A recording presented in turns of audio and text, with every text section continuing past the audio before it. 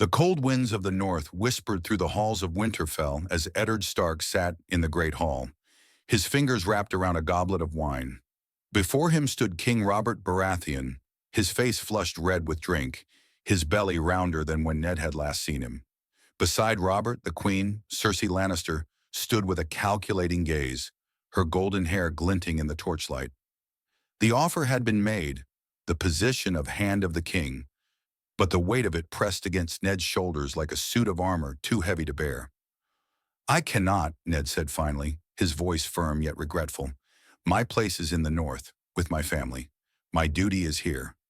Robert blinked, surprised at first, then let out a deep chuckle. "Seven hells, Ned!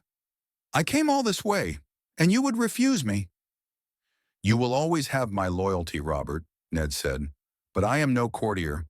I do not belong in the South." A heavy silence fell over the room. Cersei's lips curled into something that almost resembled a smile, her eyes sharp with interest. A refusal from Ned Stark meant one less obstacle to her family's power. "Very well," Robert finally sighed, rubbing his temples. "Then I shall find another hand." And with that, the future of the Seven Kingdoms shifted on an invisible axis. In the days following Robert's departure, Winterfell returned to its familiar rhythm. The weight of his decision lingered in Ned's mind, but in his heart, he knew he had chosen wisely. The South was a nest of vipers, and he had no desire to entangle himself in its endless schemes. He spent his days overseeing Winterfell's affairs, training with his sons, and ensuring the North remained strong. Meanwhile, in King's Landing, Robert Baratheon fumed. He had counted on Ned, the one man in the realm he truly trusted. But with that option gone, he had to find another hand, and fast. His advisors whispered names to him. Tywin Lannister, a capable leader, but a man Robert despised. Stannis, his own brother, would have made sense, but Robert knew Stannis lacked the charm to keep the court in line. Renly, too young. Then there was Peter Baelish, a man eager for power. Varys, always lurking in the shadows, suggested someone competent but not too ambitious. In the end, Robert settled on an old choice, Sir Barristan Selmy, Lord Commander of the Kingsguard. Barristan was a seasoned warrior, honorable to a fault, and, most importantly, uninterested in politics. He would keep the realm stable without interfering too much. Robert liked that, but Cersei Lannister did not. "Barristan is a fine knight," she told her brother Jaime in the privacy of her chambers, "but he is not weak. He will not turn a blind eye like Jon Arryn did. This is dangerous." Jaime shrugged. "So what? Let the old man play hand. We have nothing to hide." Cersei gave him a sharp look. "You're a fool if you think that.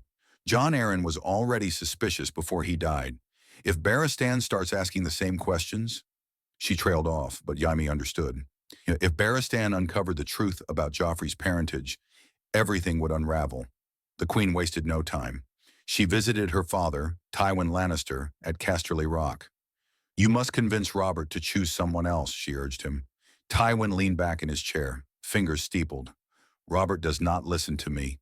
"But he listens to power," she insisted. "And who has more power than you?" Tywin considered. The Hand of the King was the second most powerful position in the realm. With his influence, he could ensure the Lannisters' hold on the throne. The very next day, a letter arrived for Robert. It carried the sigil of House Lannister. A simple offer: gold, men, stability. All in exchange for one thing: make Tywin Lannister Hand of the King. And just like that, the realm's fate shifted once more. When the Raven arrived bearing Tywin Lannister's proposal, Robert scoffed at it. He had never trusted Tywin, not since the day the man arrived at King's Landing with the heads of Elia Martell's children wrapped in a Lannister cloak. But Robert was no fool. He knew the realm needed a strong hand. And if Ned Stark refused him, who else was left? Barristan Selmy was an honorable man, yes, but Robert needed more than a knight. He needed someone who could manage the kingdom, keep the gold flowing, and most importantly, deal with the mess he had created with his endless drinking and debt. That night, after downing more wine than a small village could afford, Robert gave in. "Fine," he muttered to Cersei, rubbing his temples. "Your father can have it, but if he so much as looks at me wrong, I'll have his head on a spike." Cersei only smiled. She had won. At Casterly Rock, Tywin received the news with satisfaction. His appointment as Hand of the King meant one thing: Lannister rule would be absolute. The first thing he did was remove the weaklings. He had no use for Robert's drinking companions or the fools who whispered in his ears. Within weeks, several of Robert's closest allies found themselves dismissed or sent to distant posts. Even Petyr Baelish, ever the survivor, knew better than to push Tywin too far. The second thing Tywin did was secure the throne's finances. Robert had nearly bankrupted the realm with his extravagant feasts and tournaments. Gold cloaks were unpaid, soldiers grumbled, and the Iron Bank of Bravos had started asking questions. Tywin, of course, had a solution. House Lannister would cover the debt in exchange for more influence. But Tywin's greatest challenge lay ahead. Stannis Baratheon, ever watchful, had not ignored Jon Arryn's sudden death. With Ned Stark in the north, there was no one left to openly investigate. But Stannis was no fool. He had long suspected the truth about Joffrey, Myrcella, and Tommen. Tywin, understanding the danger, took immediate action. Send Stannis away. Letters were sent. Dragonstone needed a strong ruler, Robert was told. Stannis was a perfect choice. It was framed as an honor, but Stannis knew better. He was being removed, just as Jon Arryn had been. Furious but powerless, Stannis left for Dragonstone, where he would begin preparing for war. Meanwhile, in the north, Ned Stark remained blissfully unaware of the storm brewing in King's Landing. But the peace would not last, for there was another force in play. Beyond the wall, the dead were rising, and the north would soon face a war of its own. Winter had always been a quiet, creeping thing in the north. But this year, the cold felt different. It was heavier, more oppressive. Even in the halls of Winterfell, where the fires burned bright, Eddard Stark could feel it settling in his bones. He had turned down Robert's offer, but still, something in his gut told him that trouble was coming. And then the ravens arrived. The first came from the wall. Lord Commander Jorah Mormont's words were grim. Wildlings were gathering in numbers not seen for generations. Something was driving them south. The second came from Stannis Baratheon. It was a simple letter, written in Stannis' tight, controlled script. Lord Stark, I know not if Jon Arryn's death was mere chance, but I do not believe in chance. I suspect he was murdered because he learned the truth. I suspect the same truth that killed him is the reason Robert made you hand. You were his last honest friend. Joffrey is not Robert's son. None of Cersei's children are. Jon Arryn knew this. He died for it. I ride for Dragonstone. If you are the man Robert believed you to be, you will seek the truth yourself. Ned read the letter twice, his mind spinning. He had long avoided the South's politics. But if what Stannis wrote was true, then the Iron Throne itself was a lie. Catelyn urged caution. If you go searching for the truth, you will invite the same fate as Jon Arryn. But Ned could not ignore it. Not when Robert was sitting on a throne of lies, blind to the danger around him. So he wrote back, I am still the Warden of the North. I will do my duty. Then he called for his most trusted men, Howland Reed, Roderick Cassell, Maester Luwin.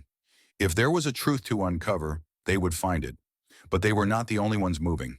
In King's Landing, Tywin Lannister had begun to tighten his grip. Gold flowed back into the crown's coffers, the small council bent to his will, and even Robert, drunk and oblivious, did not question his decisions. But one man still remained a problem. Renly Baratheon. Renly had no proof of anything, but he was young, ambitious, and most importantly, dangerous. He had seen how easily Tywin had removed Stannis, and he knew that if he did nothing, he would be next. So he made a bold move. He rode for Highgarden. There, among the Tyrells, he began whispering of a new king.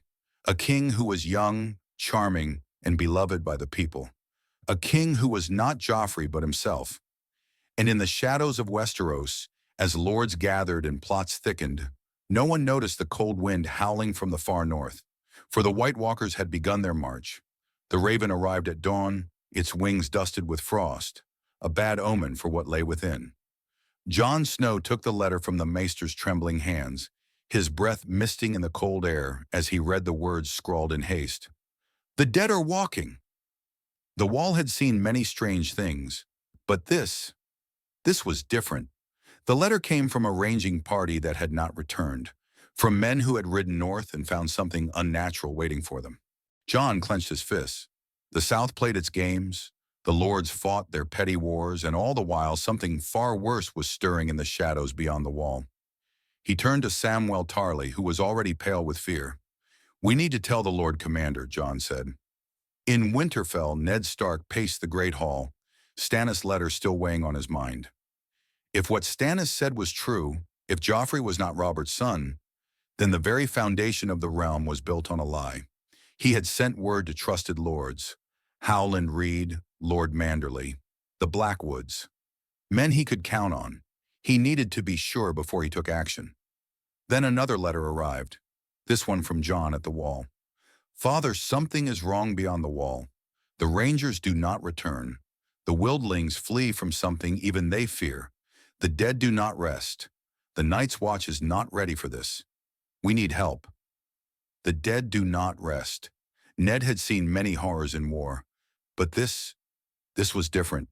His mind was still occupied with the crisis in King's Landing, but now a darker threat loomed on the horizon.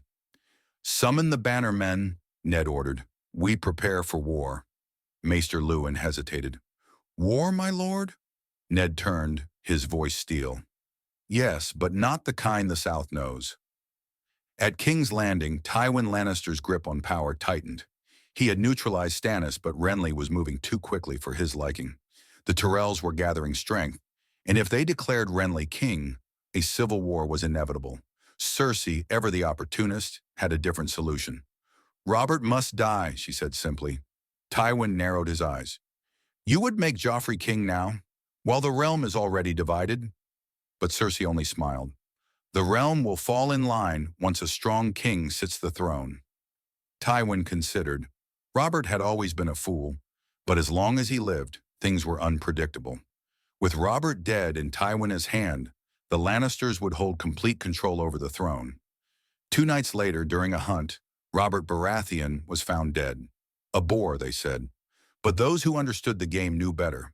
And so as the South prepared for war over a throne of lies, and the North braced for an enemy older than any king, the realm stood on the edge of chaos. Winter was coming, and this time no one was ready.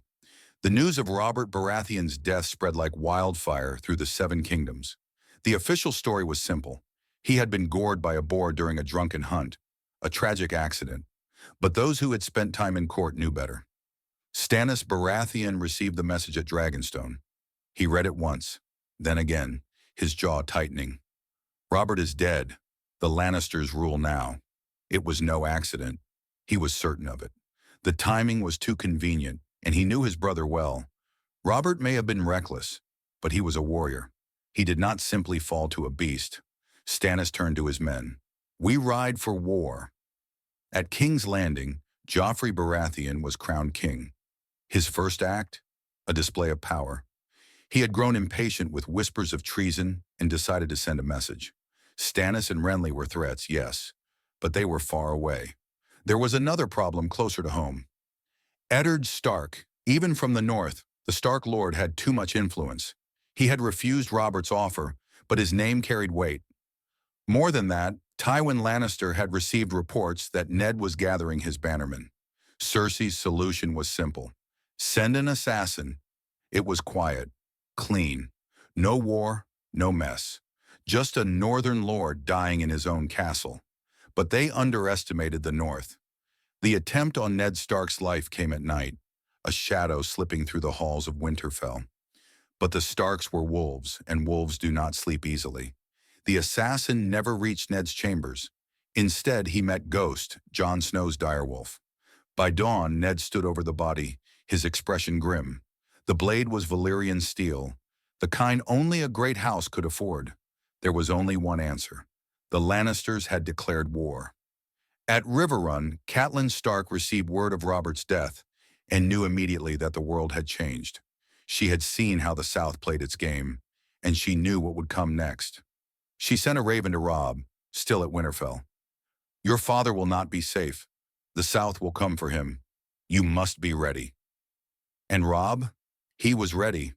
By the time the assassin's body was burned, Winterfell's banners had been raised. The Stark armies were gathering. The North would not wait for the war to come to them. They would march first. But as men prepared for war in the south, another battle loomed in the far north. At the wall, Jon Snow and the Night's Watch had seen enough. The wildlings were not just fleeing, they were running from something unnatural, something cold, something that had once been dead. Jon stood atop the wall looking out into the distance. He saw the first of them then, moving in the darkness, their eyes glowing with an icy blue light. It had begun, and while the lords of Westeros fought their petty wars, the true enemy was already here. The banners of the North flew high as Winterfell prepared for war. The failed assassination attempt had made one thing clear: the Lannisters would not wait. They had struck first, and that meant only one response was possible. Robb Stark was marching south. It had not been an easy decision. Ned had wanted to avoid war, but now there was no choice. A message had to be sent. The North would not be cowed. By the time the armies gathered at Moat Cailin, Robb's host numbered nearly 20,000 strong. House Manderly, House Karstark, the Umbers. All of them had answered the call, and at their head, Robb Stark, the young wolf. He was not the boy he had been months ago. Winter was coming, and the North was ready. Stannis Baratheon had spent his life in his older brother's shadow, but now Robert was gone, and Joffrey was a lie.